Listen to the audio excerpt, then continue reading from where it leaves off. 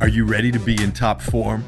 You're about to enjoy and be transformed by some killer life and business hacks that we've designed to improve everything from your marketing and management to your fitness, health, lifestyle, and even your travel. You're going to be looking good. Come and get it.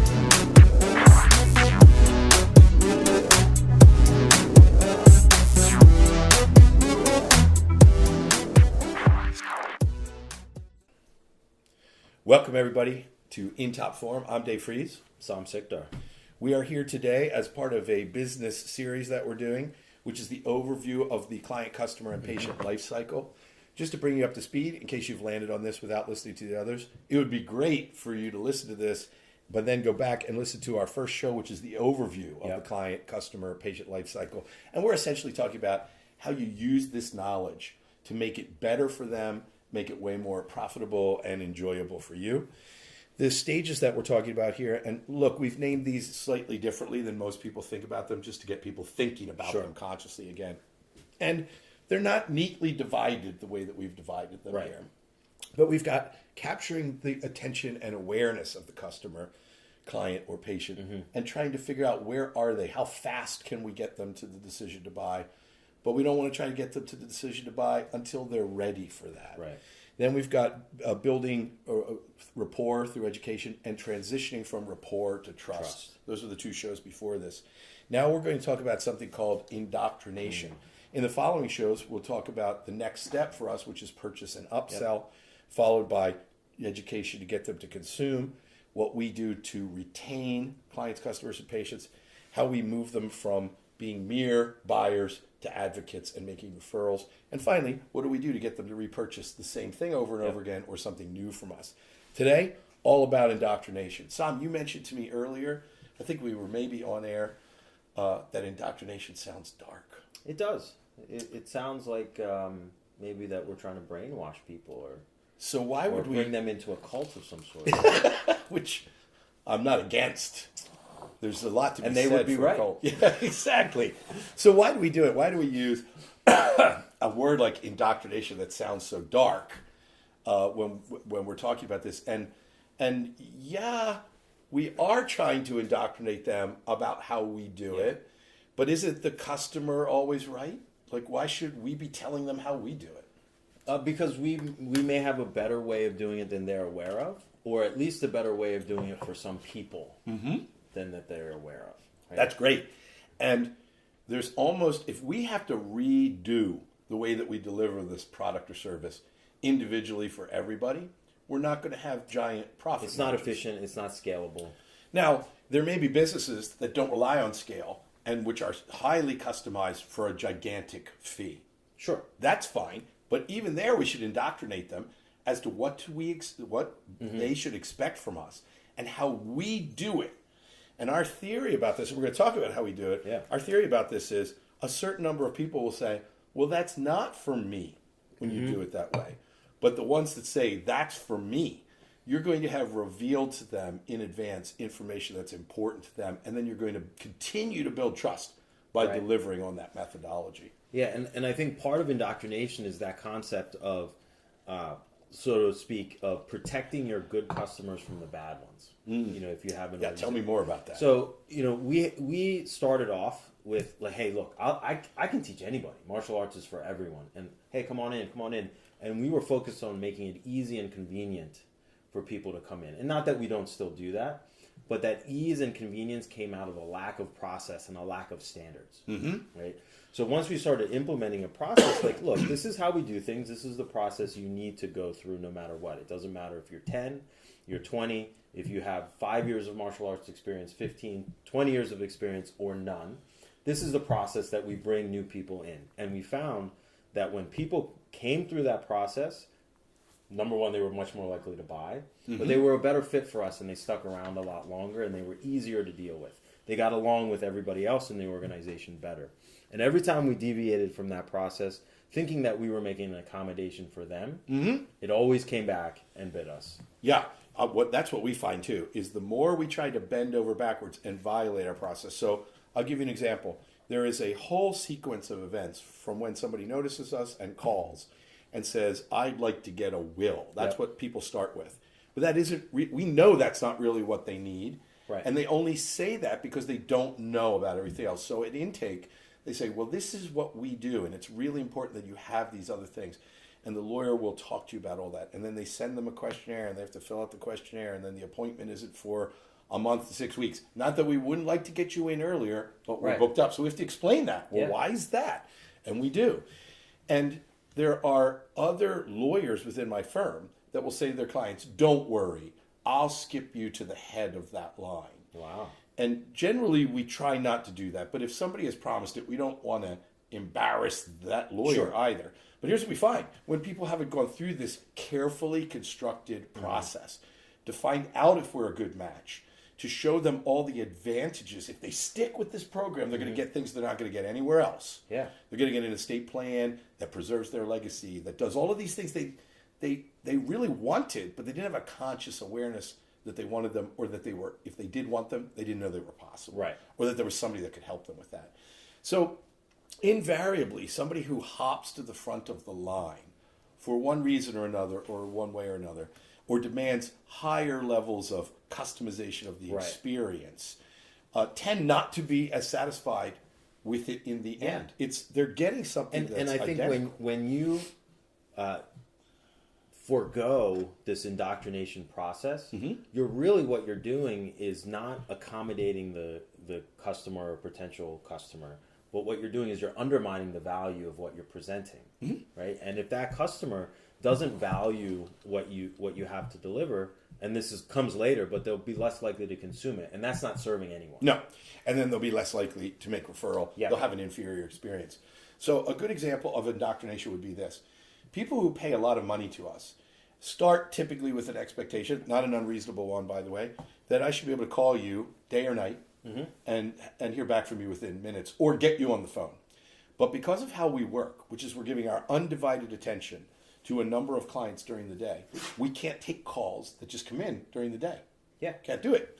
And so, well, we have to explain that to people. We say, here's how you get our attention. You call Lisa or you call Tammy. We assign a client relations manager to you, and they're going to get our attention, or they're going to have that answered for you, even if it doesn't need the lawyer. And if it needs the lawyer, we're going to schedule a call. Because what we found was, if we got to the end of the day and then we called all these people back, we'd make 6 calls and no one would be there anymore. Right. So now we're going to make sure. So we explain it is for their convenience. We will give them our undivided attention, just as we are giving them the undivided attention during the appointment. That means we can't be taking cell phone calls during the appointment. Right. We can't be letting them buzz us. Now, look, if there's a tragic emergency of some sort, and we even explain that in the course of the indoctrination, but we are setting expectations about how we work. And the more you've followed our advice from the last 2 shows and built rapport and built trust, the more you'll find people are willing, if they've decided you have a really elegant solution to a problem they have, and it matches with what they want, and you've really built your value up, they'll go, well, look, that's not perfect from my standpoint. It's, one thing that you guys are really good at doing, and we're hopefully getting better at it, is this idea of the FAQ and the SAQ, right? And that goes back a little bit to the education, building trust part of it, but it flows right into the indoctrination, right? So this idea is, most people are asking us this, but, how do you put it? Our best, savviest, smartest people are. So this is what you should be asking us. Yep. And because, but our best and smartest and savviest clients don't even know to ask us that. Yeah. This is what you should be asking us. Then you give the answer to that, and look, this is why you have to do it my way. I mean, that's a summary. Implicit in it. But that's where you're going. But people who have seen that and say, good Lord, I didn't know the answer to the frequently asked question. That was a good answer to that.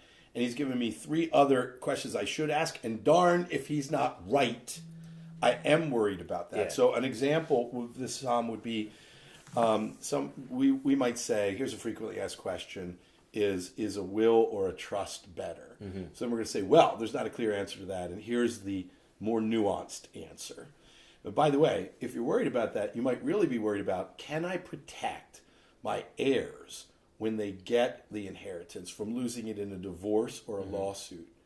Because that's really what's underlying this, isn't it? And the answer is, even though you probably don't think it's possible, you can. Yeah. And you do it with a trust. And even though you may never heard of this kind of trust before, this is what it's called, and this is how and why it works. Well, if we just told them that might implicitly be saying they're stupid. So we say, which they're not. Yeah. This is just they don't have that knowledge. Yeah. We're saying, here's the frequently asked question. Here's the thing that you should be thinking about and asking, but our smartest and our savviest clients don't even know to ask this. That's why we're giving it to you now. So that is a form of indoctrination because it is laying the reason why we do these other things. We're going to ask you to spend more time on your estate planning and creating your legacy. It's going for that reason, as well as our level of experience and knowledge and how we do this. It's going to cost you more money. Yeah. If these things aren't important to you, that's okay. Maybe you don't like your kids that much. But if you do, then you're Maybe the case. which may be, right. And then they happen not to be that great a match, right? Yeah. But if they really love their kids and really want to protect them, Yeah. and there's a fierce independent streak in a lot of people that says like, oh, well, at a certain point, I just give the kids the money and let the chips fall where they may. Even those people, that's not typically as strong in them as they think it is. Yeah. And it's typically not both spouses. Right. And Well, what you're touching on is, and this goes back to the very beginning, is really knowing who your audience is. These are people that have spent large amounts of their lifetime building and creating something, and after they pass, not that they're actually going to see it per se, but they want to know. They want to know that some of the right things are going to keep happening with what they've built and what they've made. So now you have said it really goes to knowing people, and we haven't offered to this, but if anybody listening to this in either on Facebook here or in iTunes or on YouTube, if you'd like to get it, we have an exercise called the I Help exercise, and it walks people very carefully through that. Just if you'd like to get a PDF of that along with a little explanation of it, just talk to Lisa because you could get that as a bonus along with a free month of Business Black Ops intelligence briefing. So you get all the strategy, a month of tactics, and the I Help exercise. Now, it's true. We're going to charge you some money after that. sure. But if you don't like the free one, forget about it. You could just cancel. Yeah. But the way you do that is you call Lisa at 610-933-8069, and we're throwing in an extra bonus, the I Help exercise, to really help you to get an incredible handle on who these people are.